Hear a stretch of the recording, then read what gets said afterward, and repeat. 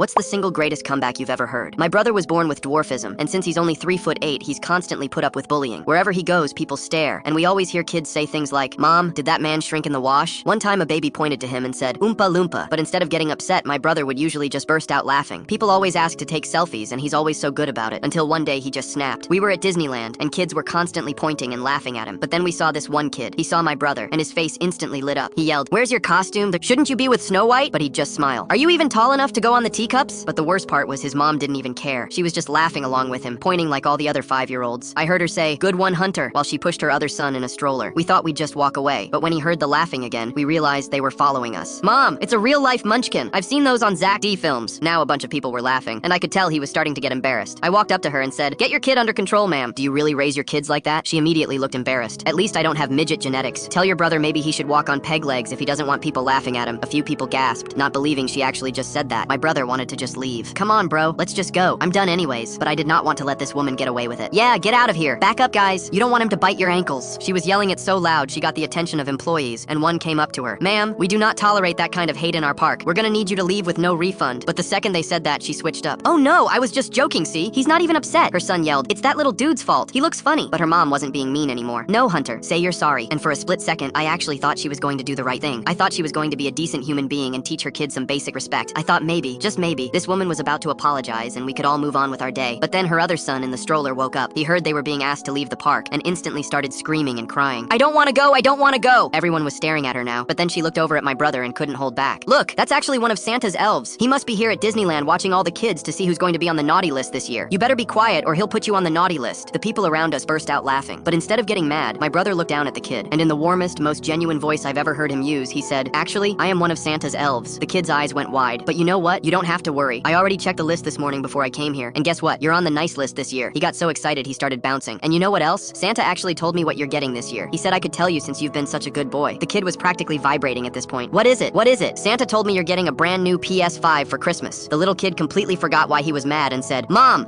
I'm getting a PS5. The little elf said so." He was hyped, but then we looked up at his mom and she was absolutely pissed.